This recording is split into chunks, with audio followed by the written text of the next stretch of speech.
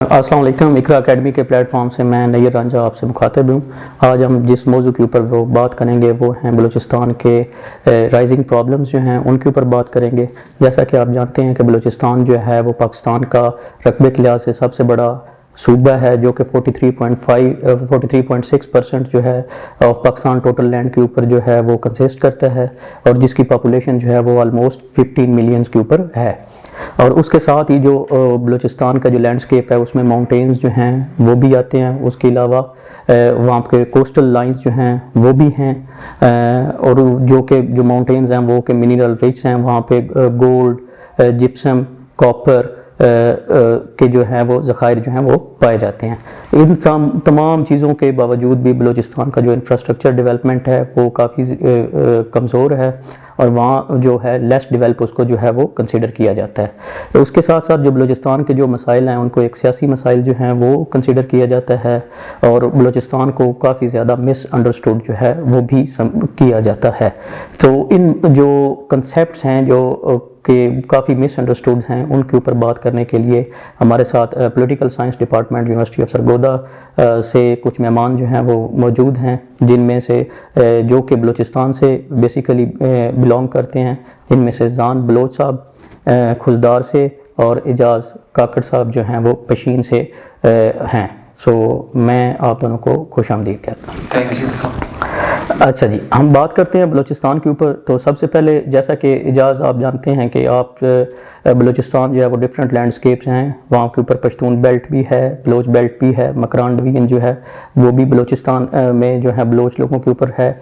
तो हम बात करते हैं सबसे पहले आपके लैंडस्केप के ऊपर। So tell me the dynamics of the Pashtun जो वहाँ पे रहते हैं वो। सो पश्तून बेल्ट की डायनेमिक्स के बारे में मुझे जी सर, बहुत शुक्रिया।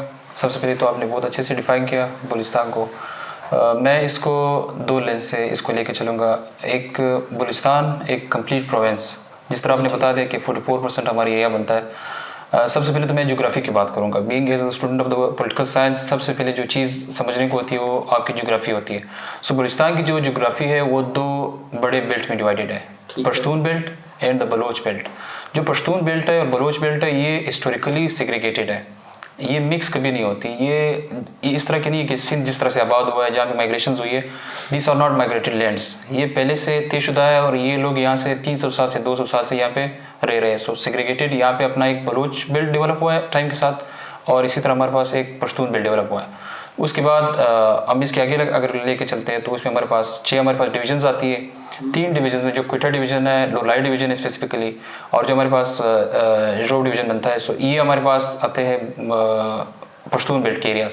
बाकी जो मकरान डिवीजन हो गया, जो कलाट डिवीजन हो गया, जो नसीराबाद डिवीजन हो गया, ये फिर बनते हैं बलोच बेल्ट की तरफ।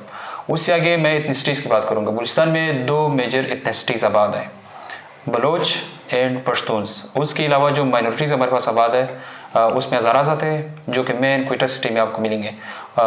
यहाँ पे पंजाबी भी होते हैं, सराइकी भी होते हैं। So these are the ethnicities. और उसके अलावा हम बॉर्डर जिनके साथ हमारी बॉर्डर शेयर करते हैं, अफगानिस्तान के साथ हम अपना बॉर्डर शेयर करते हैं बलूचिस्तान का, जो पश्तून बेल्ट में पड़ता है, और बलोच बेल्ट से हम ईरान के साथ अपना बॉर्डर शेयर करते हैं। इसी तरह हम अरबियन सी के साथ जो है कोस्टल लैंड शेयर करते हैं, जो कि ग्वादर से और यहाँ से बलोच बेल्ट में पड़ता है। So this is the simple जो एक डायनामिक है। Thank you. अच्छा, जैसा कि ये है कि आपने पश्तून बेल्ट के बारे में जान इन्होंने बताया है, आप बलोच बेल्ट से बिलोंग करते हैं। अपने डिस्ट्रिक्ट के बारे में या अपना जो आपका जो बलोच बेल्ट है उसके बारे में काइंडली कुछ बताइएगा। Thank you so much.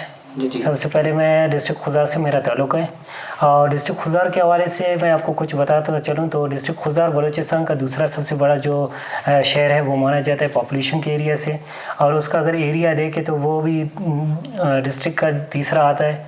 यहाँ की दूसरा जो है वो पॉपुलेशन हुआ, तीसरा उसका एरिया आ जाता है। उसमें डिफरेंट जो है एथनिसिटीज़ भी रहते हैं। उसमें बलूच का जो है वो अक्सरियत होती है, लेकिन उसके अलावा उसमें पश्तून्स भी आपको मिलेंगे, और उसमें आपको हिंदू कम्युनिटी से भी मिलेंगे, आपको सराइकी भी कम्युनिटी से मिलेंगे। और उसका सबसे बड़ा मेन रोल ये है कि ये जो कराची है सिंध और कोयटा जो बलूचिस्तान, इन दोनों को जो मिलाने का जो किरदार अदा कर रहा है दरमियाना, तो ये ज़िले खुजार कर देता है। और खुजार का सबसे बड़ा अहम चीज़ ये है कि यहाँ से बलूचिस्तान के बहुत अहम लीडर्स उभर के आए हैं, जिसमें सबसे पहले जो नाम है वो मीर हंस बख्श बिजंजो का है, उसके बाद अताउल्लाह मेंगल के हैं, और उसके बाद अब उसके बेटे जो है वो अख्तर मेंगल साहब भी है, और इसके अलावा सनाउल्लाह ज़ेहरी साहब का जो नाम है वो भी इसमें शामिल है। और अगर हम इसके एजुकेशन के हवाले से देखें तो एजुकेशन के हवाले से ये डिस्ट्रिक्ट जो है वो काफ़ी बैकवर्ड है। उसके बहुत सारे रीजंस भी हैं, लेकिन अगर उसकी हम लिटरेसी रेट देखें तो उसकी जो मेल के रेशियो में जो है वो उसका आता है 47 जो है उसकी लिटरेसी रेट है। अगर फीमेल के हवाले से हम देखें उसका लिटरेसी बहुत कम है, 23% जो है उसका आ जाता है। और अगर इसके हम जो बात करें कि इसके इकोनॉमिक के हवाले से तो इसमें ज़्यादातर एग्रीकल्चर का जो इकोनॉमिक है उसका इकोनॉमिक सिस्टम मुकम्मल एग्रीकल्चर पर डिपेंड करता है, और ये एक खुश्क एरिया भी आ जाता है बलूचिस्तान का।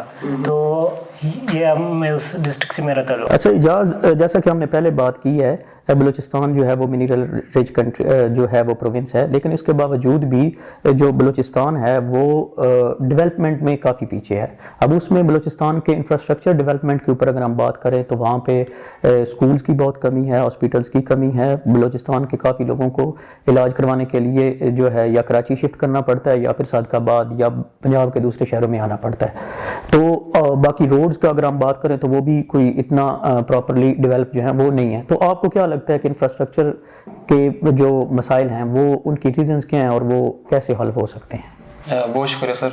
एज़ पर माई अंडरस्टैंडिंग सबसे पहले इंफ्रास्ट्रक्चर पे जाने से पहले मेरे जहन में जो 3 बेसिक ड्राइवर्स है, स्ट्रक्चरल ड्राइवर्स है जो बलूचिस्तान के प्रॉब्लम्स से जिनकी जन्म होती है, उन पे बात करके मैं इस चीज़ को उसके साथ लिंक करने की कोशिश करूँगा। सबसे पहले जो मुझे लगता है कि पाकिस्तान का जो मेजोरिटेरियन फेडरल सिस्टम है, जिसमें आपके पास बलूचिस्तान की जो सीट्स होती है कौमी असम्बली में वो सिर्फ 16 सीट्स हैं। 44% पाकिस्तान का एरिया बनता है, लेकिन आपको सिर्फ 5 से 16 सीट्स आती है। फीमेल्स को मिला के 20 सीट्स होती है, और वो भी अगर आप इतनिक बेसिस पे डिवाइड करें तो 10 और 5 बलोचों की और पश्तून की आपस में हो जाती है।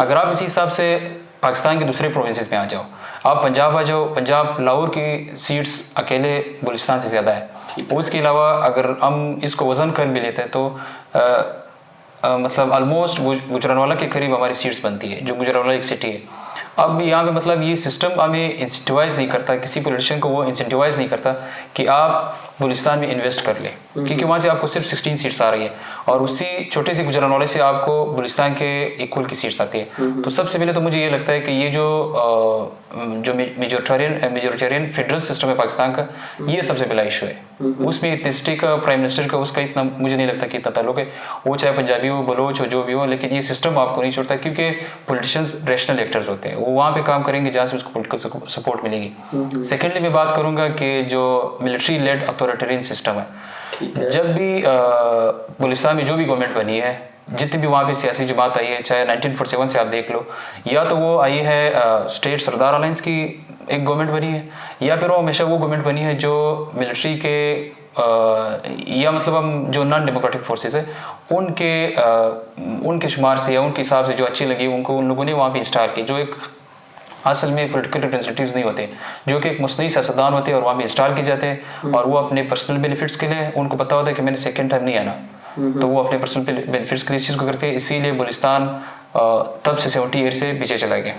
थर्ड जो मुझे लगती है कि एक पॉलिटिकल फ्रेगमेंटेशन जो है बलूचिस्तान में वो इस हद तक हो चुकी है कि उसका एग्जांपल अगर मैं यहाँ पे ले लूँ, 2018 में सनाउल्लाह ज़ेहरी बलूचिस्तान की वज़ीर आला थे, जो कि PMLN लीड गवर्नमेंट था। सनाउल्लाह ज़ेहरी के पास हमारे पास सीट्स थी 21 सीट्स थी उसकी बलूचिस्तान असम्बली में, और जो उनके पास जो अपोजिशन फोर्सेस उनके साथ मिले थे उसकी 25 सीट्स थी।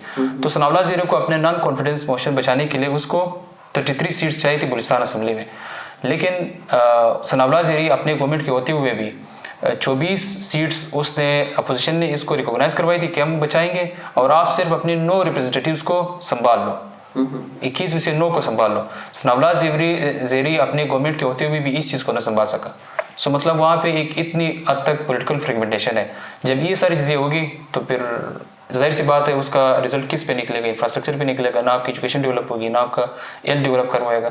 सो मुझे लगता है कि ये बेसिक 3 ड्राइवर्स है बलूचिस्तान की प्रॉब्लम्स को समझने के लिए, उसी की वजह से सब कुछ होता है। सही है। अच्छा, ये तो आपके पॉइंट ऑफ व्यू से, लेकिन अगर अजान हम देखें तो वहाँ पे जो बलूचिस्तान है, इसी डेवलपमेंट के इश्यूज़ को अगर हम जाके देखें तो मकरान डिवीज़न जो है वो पाकिस्तान की सबसे 8th जो है वो हाईएस्ट प्रोडक्टिव जो है एजुकेशन सेक्टर्स में भी वो कंसिडर की जाती है। अब मकरान के जो है उसके लोग जो हैं वो काफ़ी पढ़े लिखे जो हैं आपको नज़र जो हैं आते हैं, लिटरेसी रेट भी वहाँ का काफ़ी ज़्यादा आपको नज़र आता है, ठीक है, लेकिन मतलब वहाँ पे लोगों में शऊर तो है ही। तो फिर आपको क्या लगता है कि क्या ये वहाँ की क्या रीजंस हैं कि आप फिर भी रह रही हैं? एक तो कुछ तो इन्होंने आप जो है वो अपने एक्सपीरियंस से बताई है। आपको लगता है कि जो सरदारी निज़ाम है बलूचिस्तान का, वो बलूचिस्तान की जो डेवलपमेंट है उसके रास्ते में रुकावट है? तो सबसे पहले शुक्रिया आपका, बहुत बेहतरीन आपने सवाल किया बलूचिस्तान के हवाले से। तो ये मिसअंडरस्टैंडिंग बहुत वहाँ पे जो है वो पाया जाता है कि भाई सरदारी निज़ाम या सरदारी निज़ाम की वजह से जो डेवलपमेंट नहीं हुए। तो आपके इस प्लेटफॉर्म के थ्रू मैं ये बताना चाहूँगा कि इस वक्त जो आपने सवाल किया कि मकरान से हवाले से, कि मकरान जो है वो इस वक्त डेवलप्ड है, कि वो एजुकेशन के हवाले से डेवलप्ड है, और अगर उसके शऊर के हवाले से देखें या उसके इंफ्रास्ट्रक्चर के हवाले से देखें तो वो दूसरे जो बलूचिस्तान के दूसरे जो इलाके हैं उनसे वो काफ़ी आगे है, और दूसरे जो इलाके वो डेवलप नहीं हुए और ये यहाँ से डेवलप्ड हुआ है। इसके पीछे बहुत सारे वजूहत है। इस वजूहत को जानने के लिए तो हमें थोड़ा सा पास्ट में जाना होगा, तो ताकि हम इस चीज़ को बेहतर तरीके से समझ सकें। तो सबसे पहले अगर हम पाकिस्तान की आज़ादी के बाद देखें या जब वो बलूचिस्तान ने उसको ज्वाइन किया उसके बाद देखें, तो उसके बाद जो अगर दूसरे इलाके हैं जैसे कि जलवान है, जैसे कि सरावान है, और दूसरा जो है वो मकरान आता है। तो मकरान में जैसे कि उन्होंने जो सिस्टम लाया गया या जो सिस्टम उन्होंने क्रिएट किया रियासत की तरफ से, तो वो ऐसा था कि सरदारी सिस्टम वहाँ पे था ही नहीं, क्योंकि वहाँ के अवाम ने सरदारी सिस्टम को पहले ही दिन से रिजेक्ट किया। जबकि अगर हम जलवान देखें या सरावान देखें तो वहाँ पे उन्होंने इस सरदारी सिस्टम को बूस्टअप किया, इसको जो निज़ाम में सियासी निज़ाम में इसको लाए रख दिया, और मकरान ने उसको रिजेक्ट किया। तो जब ये आ गए सरदारी सिस्टम्स जलवान में भी आ गए और उसके साथ सरावान में भी आ गए, तो इन्होंने सबसे पहले यही कोशिश की कि जो एजुकेशन सिस्टम है यहाँ के जो जलवान के और सरावान के, इनको जो है वो पीछे रखा जाए, इनको दबाया जाए ताकि ये लोग आगे न बढ़ सके, ताकि ये इनकी जो इनको लेजिटिमेसी मिली है रियासत की तरफ से ये उसको क्वेश्चन न कर सके। और उसके उलट जब हम देखते हैं मकरान साइड को, मकरान साइड में ऐसा कोई नहीं आया, उन्होंने अवाम ने पहले से उसको रिजेक्ट किया गया, तो उसको वो एज हासिल हुआ कि वो अगर वो चाहे तो वो पढ़ सकते हैं। ये एक मेन रीजंस है कि वहाँ सरदारी निज़ाम ने जो जलवान और सरावान को पीछे रखा और मकरान को जो है वो इस चीज़ में एज हासिल करके वो आगे बढ़ गया। और उसके अलावा दूसरा जो मेन इशू है कि मकरान जो है वो कैसे डेवलप हुआ। मकरान का ये अगर हम पॉपुलेशन को देखें तो उसका बहुत बड़ा जो हिस्सा है ना वो माइग्रेशन कर चुका है, वो दूसरे ममालिक जा चुके हैं, जैसे मस्कत है, यूनाइटेड स्टेट है, यूनाइटेड किंगडम है, और इसके अलावा दुबई भी है और सऊदी अरबी है, वहाँ माइग्रेट कर चुके हैं। जब यहाँ से लोग वहाँ माइग्रेट कर चुके गए तो उन्होंने इस चीज़ की अपनी इस कमी को जो है वो जल्द एहसास उनको इस चीज़ का हुआ, तो उन्होंने जितना भी कोशिश किया अपने जो एजुकेशन को उसको प्रमोट कर दिया। और जब जलवान और अगर हम सरावान को देखें तो वहाँ की जो पॉपुलेशन है वो आपको बाहर ममालिक में इतने नहीं मिलेंगे, तो ये चीज़ जो है वो उनको अभी तक जो है वो पीछे रखा हुआ है, तो वो इस हवाले से काफ़ी पीछे रह चुके हैं। अच्छा, इसी के साथ अगर हम ऐड करें तो आप ये देखें कि जो एक कंसेप्ट है वो ये लिया जाता है कि जो बलोच लोग हैं वो जो जिन डिवीजन्स की आप बात कर रहे हैं वो सरदारी सिस्टम के ऊपर अभी भी कायल है, ठीक है। मैंने पिछले भी कुछ मेरा एक दो विजिट्स हैं उसमें मैंने ये चीज़ें भी ऑब्जर्व की हैं कि बलोचिस्तान के लोग जो हैं वो आज भी जो अपने फैसले हैं वो सरदारी या ट्राइबल सिस्टम्स में ही करवाते हैं और उसी कल्चरल कोड्स को भी फॉलो कर रहे हैं, और उसके साथ साथ जो है वो अभी भी अपने मसाइल को लेके जो लॉ को फॉलो नहीं करते या जो लॉ एंड एनफोर्समेंट की एजेंसीज हैं उनके पास नहीं जाते। जैसे कि आपको पता है कोर्ट कचहरी थाने वगैरह में का कल्चर वहाँ पे नहीं है, वो ट्राइबल सिस्टम में ही है। तो क्या ऐसी रीज़न है कि लोग जो हैं वो इसमें इंटरेस्ट नहीं लेते, वो अपने ट्राइबल सिस्टम में जाते हैं, या स्टेट के मैटर्स के ऊपर ये जो इंस्टीट्यूशंस हैं इनके ऊपर जो है वो क्या लोग बिलीव नहीं रखते या क्या सिस्टम है, आपको क्या लगता है? तो सबसे पहले जो आपकी मेन क्वेश्चन थी कि जो सरदारी सिस्टम है कि लोग जो अपना मेन इशू होता है जो कि जैसा भी क्रिएट हो माशरे में, तो वो रियासत को या कि जो अदालती सिस्टम है उनसे हट के वहाँ पे चले जाते हैं। क्यों चले जाते हैं? क्योंकि तो सबसे पहले हम इस चीज़ की खास को समझते हैं कि अगर हम हिस्ट्री को देखें तो हिस्ट्री में जो सरदार हैं उनको बहुत बड़ा जो है वो एक मकाम हासिल था बलोच जो कबाइल में, क्योंकि उसका जो सरदार होता था वो उसका सब कुछ होता था अब पास्ट में, तो वो एक रुतबा और मकाम उनको हासिल था। लेकिन वक़्त के साथ साथ जब लोगों ने एहसास किया कि ये जो हमने इनको मकाम दिए और ये अपने मकाम के ऊपर जो है पूरा उतरते नहीं है, तो ये जो सरदार है इन्होंने इस चीज़ को जल्दी भांप लिया।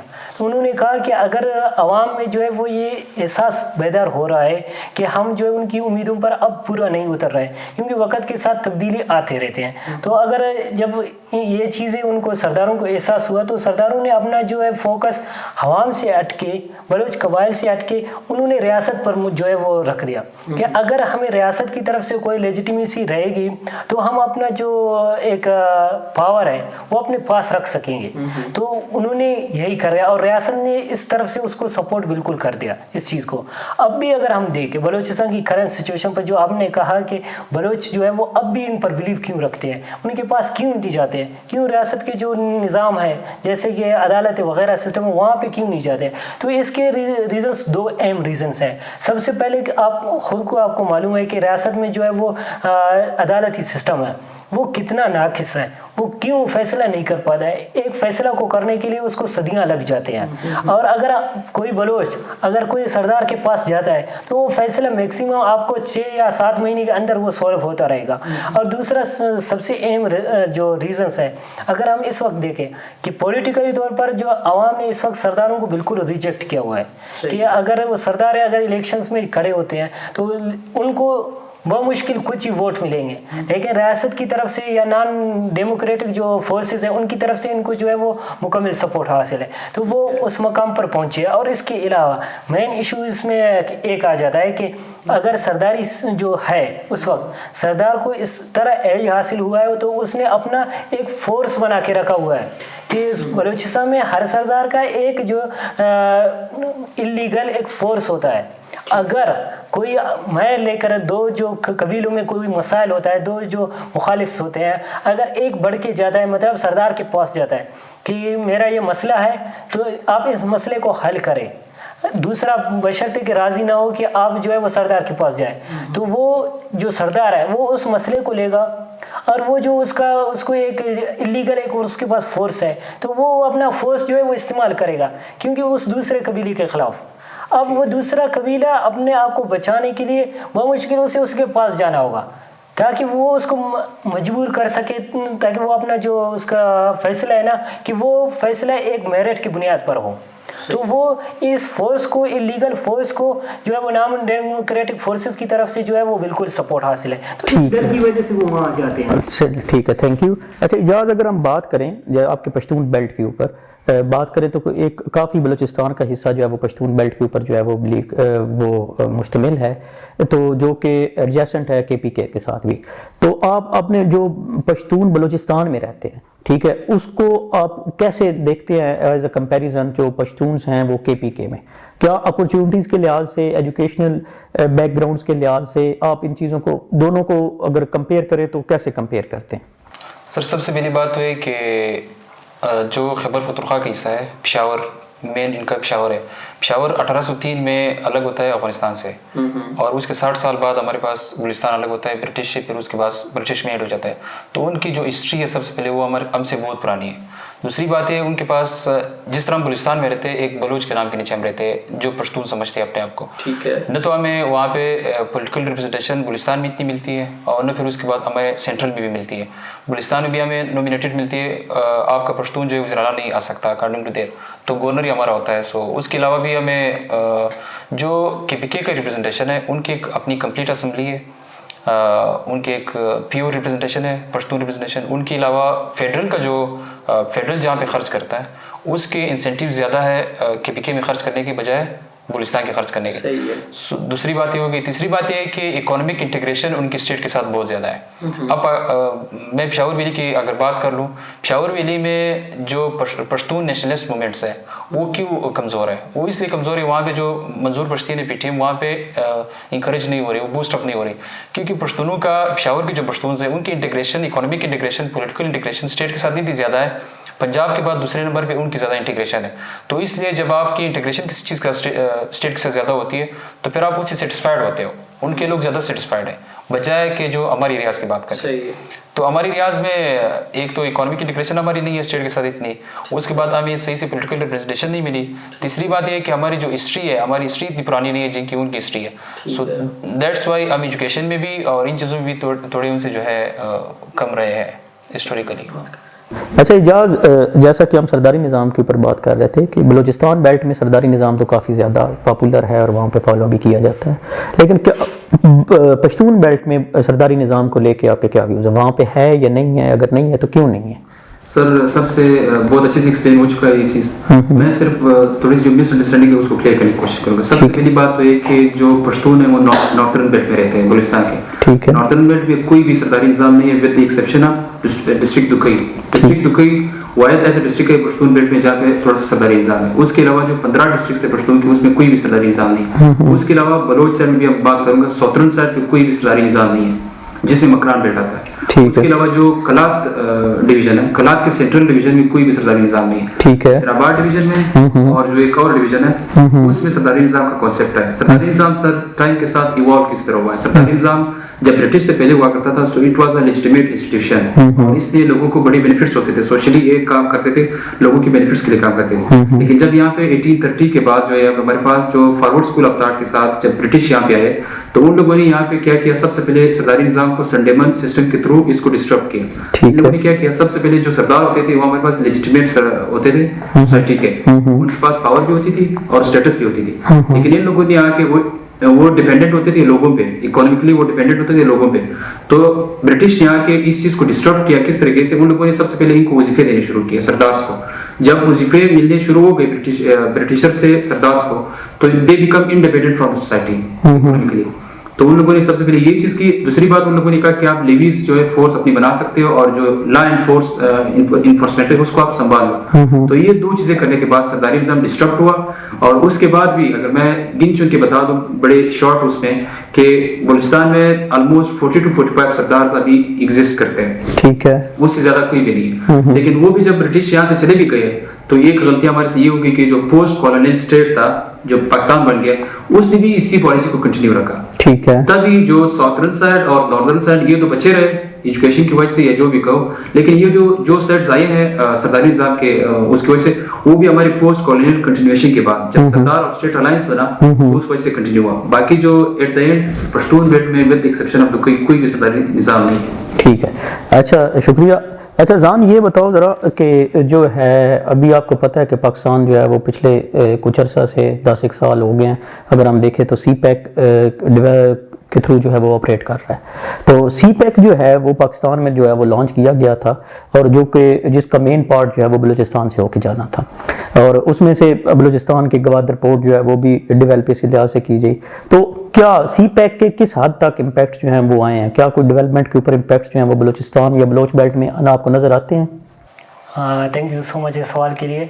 तो सबसे पहले मैं एक बात क्लियर करना चाहूँ कि अगर जब भी बलूचिस्तान की अंडर डेवलपमेंट की बात होती है कि बलूचिस्तान ने क्यों अंडर डेवलप रहा है या बलूचिस्तान को कैसे डेवलप करते हैं, तो सबसे पहले अब उनका जो जवाब दिया जाता है या कि रियासत की तरफ से या दूसरे सूबों की तरफ से जो भी ख्याल आता है कि भाई अब हमने जो है वो CPEC को लेकर आया है, तो अब ये CPEC जो है वो एक दरवाज़ा खोल देगा, एक ऐसा दरवाज़ा खोल देगा कि उससे जो बलूचिस्तान के सब मसाइल है वो भी हल हो जाएंगे और वो डेवलप कर देगा। ठीक है, तो आपने जैसे खुद ही पहले क्लियर कर दिया कि 10 साल गुजरे हैं इस CPEC के मंसूबे को बलूचिस्तान के अंदर, और ख़ास उनका जो मेन जगह है वो आता है गवादर पोर्ट, और गवादर जो है इस वक्त बलूचिस्तान का हिस्सा है और वो पाकिस्तान को जो है वो दूसरे जो ममालिक है उनसे मिला देता है। तो अगर हम देखें इस वक्त एज अ बलोच कि हमने क्या डेवलप जो है वो CPEC से हासिल किया है, तो इसका क्लियर आपको जवाब मिलेगा कि ज़ीरो। वो ऐसे कि इस वक्त अगर हम देखते हैं कि ग्वादर में कुछ काम हुए हैं, ग्वादर बलूचिस्तान का हिस्सा है, उसमें कुछ काम हुए हैं और वो दिखता भी है, लेकिन हैज़ एक बलोच कि वहाँ मैं ग्वादर में जा भी नहीं सकता। अगर मुझे ग्वादर में जाना भी है तो मुझे बहुत से हर्डल जो है वो पास करने होंगे। हर जगह पर मुझे ये साबित करना होगा कि भाई मैं जो है वो एक स्टूडेंट हूँ और एक विज़िट करने आया हूँ, लेकिन एक आम जो बलोच है वो वहाँ जा भी नहीं सकता। फ़ायदे तो दूर की बात है। दूसरा ये बात ये कि हम ग्वादर की तो बात करते हैं कि भाई वो डेवलप्ड जो है हम उसको कर रहे हैं, लेकिन उनका वो एक आदमी है वहाँ पे जो रह रहा है, बाशिंदा है, उसको अभी तक वो पीने का पानी भी हासिल नहीं है वहाँ की ग्वादर के। तो ये सिर्फ ग्वादर के अंदर जो है ये उन चीज़ों के मसाइल से। तो अगर हम उससे हट के बात देखते हैं कि आप सीपेक के बारे में कहते हैं कि एक रोड लाइन मैप है, इससे ये बन जाएगा, तो मुख्तलिफ जगहों पे कि रोड के जहाँ से देखकर तो कोशिश की है, उनका जो बुनियाद तो रख दिया गया, लेकिन वो अभी तक जो है वो फंक्शन हुए भी नहीं है। तो इसके अलावा अगर हम देखते हैं कि वो हमें कहते हैं कि सीपेक आ जाएगा, उसके साथ और मंसूबे भी आ जाते हैं, जैसे कि एजुकेशनल भी आ जाएंगे, आपके पास हेल्थ के हवाले से भी आ जाएंगे कि हॉस्पिटल्स बन जाएंगे, आपके यूनिवर्सिटीज़ बन जाएंगे, लेकिन ऐसा कुछ भी एक फ़ायदा अब तक बलूचिस्तान को मिला नहीं है। और न ही हम एक बलूच को इस वक्त उम्मीद है कि वो आने वाले वक्तों में इस सीपेक से उसको कुछ मिलेगा। ठीक है। अच्छा, अगर इसी चीज़ को अगर जहाज़ हम आगे लेके चलें तो आप देखते हैं कि बलोच ये जो सीपेक का है इसमें सबसे बड़े मसले हमें सिक्योरिटी के नज़र आते हैं। ठीक है। और बलूचिस्तान की इंसर्जेंसी के ऊपर अगर बात की जाए तो जो सबसे ज़्यादा थ्रेट्स हैं वो चाइनीज़ या फॉरेन नेशनल्स को मिलते हैं, सीपेक्स के प्रोजेक्ट्स जो हैं उनको मिलते हैं। तो आपको क्या ऐसा नहीं है कि जो कोई ये जो इंसर्जेंट्स हैं ये भी एक रुकावट है सीपेक के रास्ते में, या सीपेक के जो इम्पैक्ट्स हैं वो बलोच लोगों तक जो है वो पहुंच सकें, उसके रास्ते में एक रुकावट है कि उनको प्रॉपर जो है वो वर्किंग भी नहीं करने दी जाती? सर एग्जैक्टली इंसर्जेंसी का ताल्लुक बलूचिस्तान के डीप रूट से है, बड़ा हिस्टोरिकल चीज़ है ये 1947 से ऑनवर्ड अभी तक चली है। 4 फेजेस इसके उससे पहले चले जो कि एक सरदार लीड इंसर्जेंसी होती थी, लेकिन मुशर्रफ के बाद जो है हमारे पास इंसर्जेंसी इवॉल्व हुई है सर टाइम के साथ। उसमें अभी ज़्यादातर जो लोग हैं इन्वॉल्व है या उसकी लीडरशिप भी जिनके पास है इंसर्जेंट्स की, वो एक मिडिल क्लास बलोच है। एक मिडिल क्लास बलोच कौन है? जो एक एजुकेटेड तबका है, जो यूनिवर्सिटी से पढ़ के इस सिस्टम को देख के वो आगे जाके इस चीज़ को उसकी तरफ चला जाता है।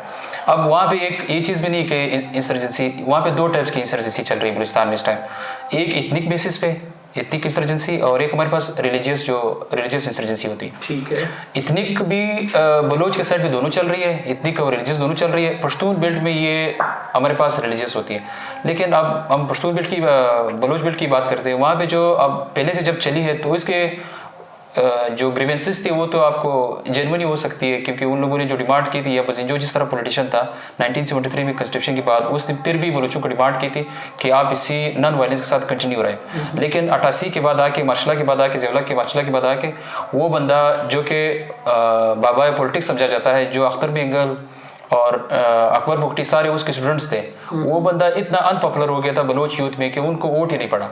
ठीक है। कि मतलब उनको ये समझ आ गई थी कि हम नॉन वायलेंस हो के हमारे पास कोई सोल्यूशन नहीं है। लेकिन उसके काजिश ठीक है, लेकिन अभी जहाँ तक पहुँची है वो अब एक एक्सट्रीम में मैं उसको समझता हूँ। जिस तरह से एक इथनिक बेसिस पे अटैक्स होते हैं, जिस तरह से अभी रिसेंटली 2-3 अटैक्स हुए, मुसखिल में हुआ है, 1 हफ्ते पहले भी हुआ है। सो एक अपने आप को जो है वो अब दिखा भी रही है नेशनल वाइड पे। और फिर एक चीज़ और भी है सर, स्टेट की तरफ से ये बड़ी चीज़ नॉर्मल ली जाती है कि वहाँ पे इंसर्जेंसी इतनी नहीं है, बड़े कम स्केल पे। उनको इंसर्जेंट्स को क्या चाहिए, उनको 6 महीने में या 5 महीने में एक उन लोगों ने इंसिडेंट करना होता है। जब 5 महीने में आप एक इंसिडेंट कर लेते हो तो आपकी सारी समझ नेशनल वाइड पे आ जाती है। अब उन लोगों ने एक ही वाक़या करना होता है और आप इस चीज़ को इग्नोर करते रहते हो। तो इसमें एक सर बहुत फेमस कोट है कि you can ignore the reality but you can not ignore the consequences of ignoring the reality. So आप इस रियलिटी को इग्नोर तो कर सकते हैं, लेकिन इसके जो कंसिक्वेंसेज है आप उसको इग्नोर नहीं कर सकते। तो इनको लोग चाहिए था कि जब आप प्रोजेक्ट की तरफ जा रहे हो, डेवलपमेंट की तरफ जा रहे हो, उससे पहले जो आपके पास जो आपको पता था, रीजंस का पता था, जो मसाइल का पता था, उस पर थोड़े से काम कर लेते, पोलिटिकली उनके साथ इंगेज हो जाते। अब वो इस एक्सट्रीम पे आ गए कि वो मतलब अब कोशिश करते हैं कि जो इंसर्जेंसी उन लोगों ने बलोच बेल्ट में तो फैला दी है, पहले बॉर्डर एरियाज पे होते थे, लेकिन अब ये मकरान बेल्ट में ओरिएंटेड सेंट्रल बलूचिस्तान में आ गई है। अब ये कोशिश कर रहे हैं कि ये पश्तून बेल्ट को भी इस चीज़ में इन्वॉल्व करें, जो कोयटा के रीजन है या जो बाकी रीजन है। So it is devastating for the CPEC और जितने भी के लिए, तो स्टेट के लिए या जो जो हमारे रिप्रेजेंटेटिव्स हैं उनको लिए चाहिए कि इस चीज़ के लिए सीरियस स्टेप्स ले लें। लेनी चाहिए, बिल्कुल बिल्कुल। अच्छा जान, ये बताओ ज़रा कि जो कि वहाँ पे पॉलिटिकल पार्टीज़ हैं, ख़ास तौर पे जो नेशनलिस्ट पॉलिटिकल पार्टीज़ हैं और बलोच बेल्ट में जो कि नेशनल पॉलिटिकल पार्टीज़ हैं, अख्तर मैंगल की जैसे कि BNP है और उसके अलावा डॉक्टर अब्दुल मालिक की जो नेशनल पार्टीज़ है, तो वो अपना क्या रोल प्ले कर रहे हैं इन इंसर्जेंसीज़ को भी काउंटर करने के लिए, या फिर जो है उसके अलावा जो है बलूचिस्तान के मसाइल के लिए जो है वो अपना क्या रोल प्ले कर रहे हैं? वो खुद को बलूचिस्तान का या बलोच कौम का जो है वो नुमाइंदा भी करार देते हैं और एज ए नेशनलिस्ट भी जो है वो कहते हैं, तो वो अपना रोल वो किस तरह काम कर रहे हैं आपके पॉइंट ऑफ व्यू से? अच्छा, आपका क्वेश्चन बहुत एक बेहतरीन क्वेश्चन था और बहुत ही गहरा क्वेश्चन है ये कि नेशनलिस्ट जो पार्टी है बलूचिस्तान में कि वो इस मसाइल को कैसे देखते हैं, उनके पास इसके हवाले से क्या सॉल्यूशंस है। तो सबसे हम पहले देखते हैं कि नेशनलिस्ट पार्टियां हैं, इनको वो इख्तियार मिले हैं कि वो आगे आए और उन्होंने क्या क्या जो है वो किरदार किया है। तो सबसे पहले हम देखते हैं 1998 में जो है वो आ गए थे नेशनलिस्ट जो पार्टी है BNP, अख्तर मैंगल जो है उसको लीड कर रहा था। तो सबसे पहले उसने यही काम कर दिया कि उस वक्त ये इंसर्जेंसी जो भी था या जो भी ग्रीवेंस थे, जो भी नाराज़गियाँ थे रियासत से, जो एक आम बलोच को वो इतने ज़्यादा होते भी नहीं थे उस वक्त, लेकिन वो सबसे पहले जो है वो रियासत को हर तरफ से सपोर्ट किया। ख़ास तौर पर जब ये रियासत को जब ये न्यूक्लियर जो है वो टेस्ट करना था, तो एक आम बलोच जो है वो उससे बिल्कुल राज़ी भी नहीं था कि वो आके जो है वो बलोचिस्तान में इस टेस्ट को करवाए। लेकिन ये एक नेशनलिस्ट पार्टी भी था और इसके पास वो लेजिटिमेसी थे कि अवाम ने उसको सपोर्ट दिया था, तो उसने बढ़ के रियासत के साथ जो है वो आके उस टेस्ट को करवाया, अपने जो है वो अवाम से हटके, ताकि ये जो इनबैलेंस जो सिचुएशन क्रिएट हुआ है कि इसको हम बैलेंस कर दें, रियासत के साथ इंगेज रखें, ताकि जो मसाइल है बलूचिस्तान के उसको हम आगे फॉरवर्ड करें। उसके अलावा हम देखते हैं कि उसके बाद एक मार्शल लॉ आती है जो पाकिस्तान में, उसके बाद आते हैं कि नेशनलिस्ट जो है वो पार्टी NP की हुकूमत आती है, वो 2013 में आती है। वो होती है कोलिशन गवर्नमेंट होती है, लेकिन उसमें 2.5 साल जो है वो दी जाती है। नेशनलिस्ट जो पार्टी NP है उसको लीड कर रहा था अब्दुल मालिक बलोच, डॉक्टर अब्दुल मालिक बलोच।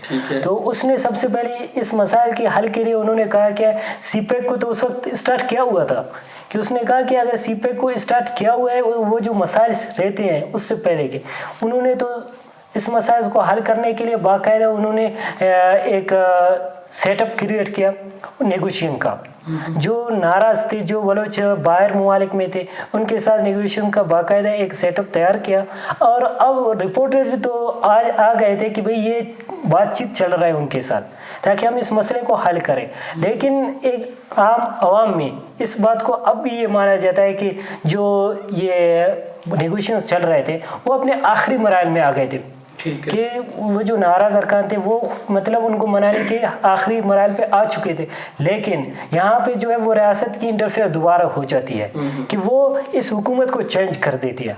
उस हुकूमत को चेंज करने के बाद उसके बाद रियासत को ये समझ आ जाती है कि अगर हम जो है वो नेशनलिस्ट जो ये पार्टियाँ हैं बलूचिस्तान में, अगर हम इनको कोई छूट देते हैं, इनको इख्तियार दे देते हैं कि अवाम इनको अगर सिलेक्ट कर देती है, तो ये जो बेसिक मसाइल हैं बलूचिस्तान के उनके पास कोई ना कोई हल है इनके पास, ये वो हल को निकाल के ले आएंगे। तो इस वक्त अगर हम देखें कि 2 नेशनलिस्ट जो है वो पार्टियां हैं बलूचिस्तान में, उनको हर तरफ से जो है वो नॉन डेमोक्रेटिक जो फोर्सेस है वो दबाने की कोशिश करते हैं इस वक्त। अब जो है वो इस वक्त मैं करंटली जो बात कर रहा हूँ कि ये रिसेंटली हुआ है 2-3 दिन पहले कि सरदार जो अख्तर मैंगल है वो नेशनलिस्ट पार्टी को जो है वो लीड कर रहा है। उसके अपने जो तहसील में इस वक्त जो मसाइल क्रिएट किए गए हैं कि एक जो रियासत की तरफ से उसके 1100 बंदों पर उसके बेटे और उसके साथ जो है वो FIR काट कर दिया गया। तो ये कुछ ऐसे मसाइल हैं कि वो उनको आगे आने नहीं देते। तो उनके पास इस चीज़ का सॉल्यूशन है, लेकिन शायद जो चाहते हैं जिनके इंटरेस्ट में ये चीज़ नहीं है कि इन मसाइल को हम जल्द हल कर सकें। ठीक हो गया, शुक्रिया। अच्छा इजाज़, आप ये बताएं कि एक तो जो पश्तून बेल्ट है उसमें भी अपनी नेशनलिस्ट पार्टीज़ हैं, जैसे कि पख्तूनख्वा मिली अवामी पार्टी, पख्तूनख्वा नेशनल अवामी पार्टी जो वहाँ पे वर्क कर रही हैं, तो इनको मद्देनज़र रखते हुए ना आप काइंडली हमें ये बताएं कि जो बलूचिस्तान के मसाइल हैं क्या वो इनके थ्रू पॉलिटिकल रिप्रेजेंटेशन के थ्रू हल किए जा सकते हैं, या उसके लिए क्या सोल्यूशंस पॉसिबल हो सकते हैं? जी बिल्कुल सर, बहुत शॉर्ट करने के लिए मैं अगर बात कर लूँ, कुछ एक बात मैं बता दूँ ना कि the grievances universal in Balochistan. कुछ ग्रीवेंसेस बड़े यूनिवर्सल है, जो बलोच भी मानता है और पश्तून भी मानता है। कुछ चीज़ों पे हम बड़े एक साथ है और कुछ चीज़ें हमारी डिफरेंट है, थोड़ी सी डिमांड्स।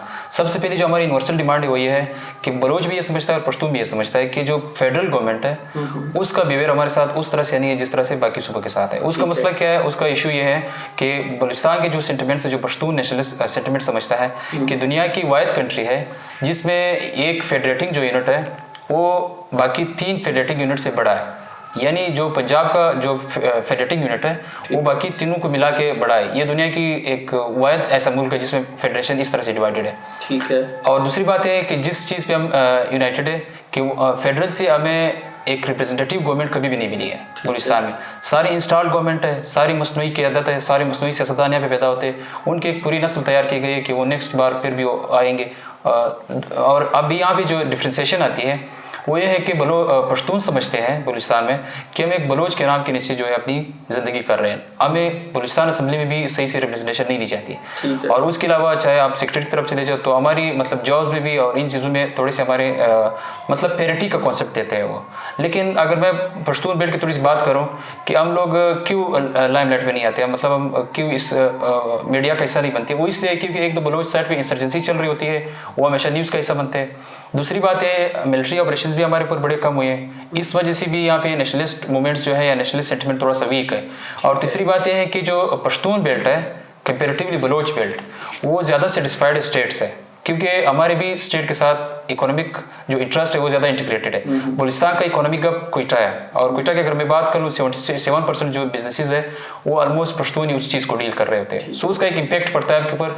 तो नेशनलिस्ट मूवमेंट्स यहाँ पे इतनी स्ट्रॉन्ग नहीं है, लेकिन उनकी डिमांड्स कुछ सिमिलर है बलूच के साथ, कुछ जो पैरिटी वाली डिमांड है वो इनसे थोड़ी सी डिफरेंट है।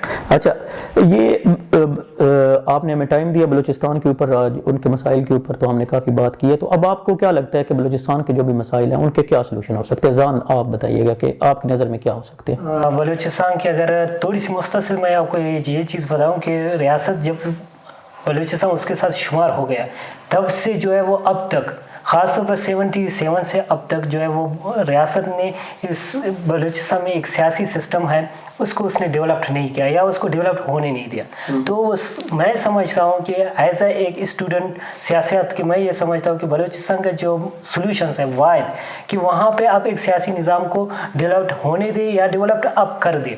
एक आम जो बलोच है या एक आम पख्तून है उसको ये मुकम्मल इख्तियार दिया जाए कि वो अपने एक लीडर को खुद जो है उसकी इंतखाब करे। जब वो अपना लीडर की खुद इंतखाब करेगा तो वो उसके लिए कोई ना कोई सोल्यूशन लेकर लाजम ले आएगा। ठीक हो, आपके नज़र में क्या सॉल्यूशंस हैं वो? Sir to take it very short, सबसे पहले रिप्रेजेंटेटिव गवर्नमेंट चाहिए बलूचिस्तान को।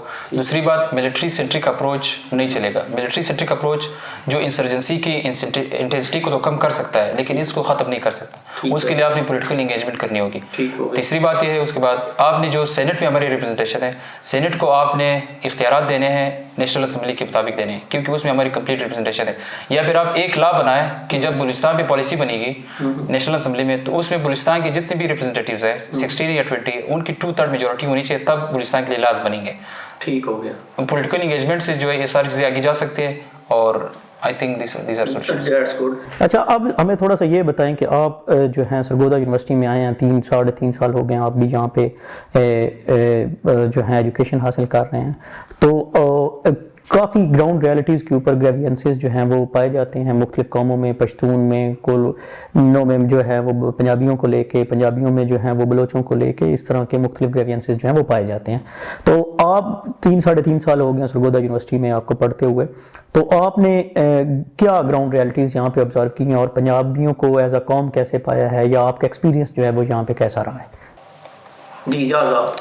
सबसे पहली बात तो है कि मेरे जितने भी यहाँ पे 3 साल गुजरे हैं, 3.5 साल गुजरे हैं, मैंने इसको बड़ा एंजॉय किया, बहुत अच्छे गुजरे हैं मेरे।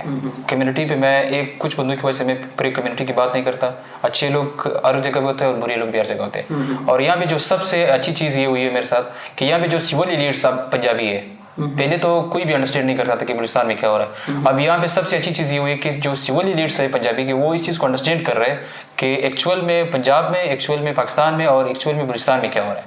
तीसरी बात यह है कि एजुकेशन की अगर मैं बात करूँ तो मेरा काफ़ी अच्छा एक्सपीरियंस रहा है। कल्चरल एक्सचेंज मेरा अच्छा हुआ है, कल्चरल इंटीग्रेशन हुई है। पंजाबियों के रस्म रवाज और उनके शादी वगैरह पे हम बड़े गए, अटेंड किए।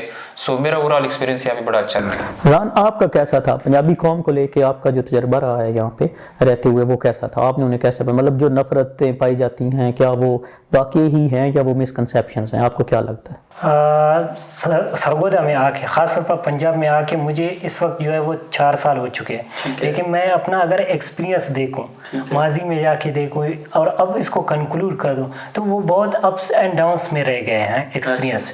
कि मैं सबसे पहले यहाँ पे आ गया तो जो पंजाब है कौम, उसने जो बलूचिस्तान के बारे में जो एक मिसकंसेप्शंस क्रिएट किए गए थे, चाहे वो उन्होंने खुद किए थे या किसी और ने उनमें क्रिएट किए गए, तो वो बहुत ही ज़्यादा था। हम यहाँ पे आ गए तो मोस्टली मैंने तो बहुत कोशिश की है कि मैं 2 साल तक इस चीज़ को एडजस्ट करूँ और ख़ुद को यहाँ पर एडजस्ट करूँ, लेकिन यहाँ की जो कौम है उसने मुझे कभी भी इस चीज़ को एक्सेप्ट ही नहीं किया, मुझे वो स्पेस नहीं दिया। लेकिन मैंने बहुत कोशिश की, इस यहाँ पे आके आखिर मैंने एडजस्ट किए।